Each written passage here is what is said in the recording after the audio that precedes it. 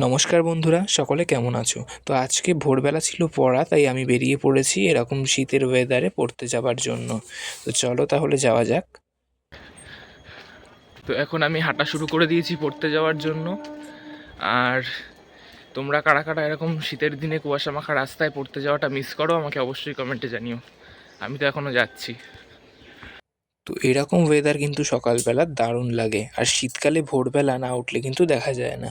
তো চলে এসেছি স্টেশনে, আর 7:52 বাজে, এদিকে আমাদের ট্রেনও চলে এসেছে। আর স্টেশনটা ছিল প্রায় পুরো ফাঁকা। তো আমরা এখানে সবাই হাই করে দিয়ে চলে যাচ্ছি স্টেশন থেকে ট্রেনে করে মসলানন্দপুরের উদ্দেশ্যে। আর এখন গেটের ধারে এত হাওয়া, তাই আমি আর দুঃসাহসিকতা দেখাতে চাইনি বাইরে দাঁড়িয়ে। তাই এখানে আমি জানলার ভেতর থেকেই একটা ভিডিও করে নিলাম তোমাদের বাইরের জিনিসটা দেখানোর জন্য।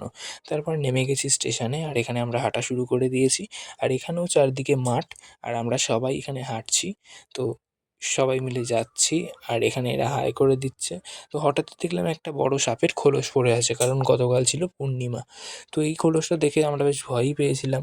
তারপর আমরা আবারও হাঁটা শুরু করলাম, আর আমরা এসেছিলাম ওই রাস্তাটা দিয়ে। এটা কিন্তু মাঠের পাশের রাস্তা, আর আজ কিন্তু খুব বেশি হাওয়া দিচ্ছে।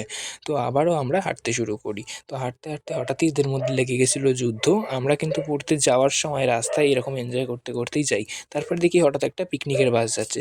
দেখে মনে পড়লো 2000 এবছর years কিন্তু একটাও later. পিকনিক করা হয়নি। তো পৌঁছে গেছি অবশেষে স্যারের বাড়ি, আর পড়া শেষে আমাদের ট্রেন চলে যাবে, তাই আমরা এখানে একটা ভ্যান খুঁজছি, কারণ আজকে খুব দেরি হয়ে গেছিলো বেরোতে। অবশেষে অনেকক্ষণ দাঁড়িয়ে থেকে একটা ভ্যান পেয়েছি, আর এইদিকে আমরা ট্রেনটাও পেয়ে গিয়েছিলাম, বেশ দেরি হলো। তো চলো তোমরা এখন বাইরের প্রকৃতিটা দেখে নাও। এখন জানলার ধারে দাঁড়ানো যাচ্ছে, কারণ এখন হাওয়া অনেকটা কম লাগছে। এখন অনেকটা বেলা হয়ে গেছে। তারপর বাড়ি গিয়ে আজকে ছিল একটা শ্রাদ্ধ বাড়ি নিমন্ত্রণ, তাই চলে এসেছি সেখানে। তো এই যে মেনু কার্ড, পজ করে তোমরা দেখে নিও। তো প্রথমেই চলে এসেছে ন্যাপকিন, তারপরে ছিল সাদা ভাত, লাল শাক ভাজা, শুক্তো, ডাল, চিপস আর লেবু ছাড়া যেটা অসম্পূর্ণ। তারপর ছিল কাতলা মাছের কালিয়া। আর এই ভেটকি মাছের পাতুরিটা খুলতে গিয়ে হয়েছিল নাজেহাল অবস্থা। অবশেষে এটা খুলে পাতুরিটা বেরিয়ে এসেছিল। এরপরে শেষ পাতে ছিল চাটনি, পাঁপড়, রসগোল্লা, মালাই চমচম আর দই আর হজমোলা। তো আমাদের খাওয়া হয়ে গেছে, আমরা চলে যাচ্ছি। আর তোমরা এরকম ভ্লগের জন্য কিন্তু আমার চ্যানেলটিকে লাইক, কমেন্ট এবং শেয়ার অবশ্যই সাবস্ক্রাইব করে দিও। আজকের মতো এখানেই টাটা, সকলকে ধন্যবাদ।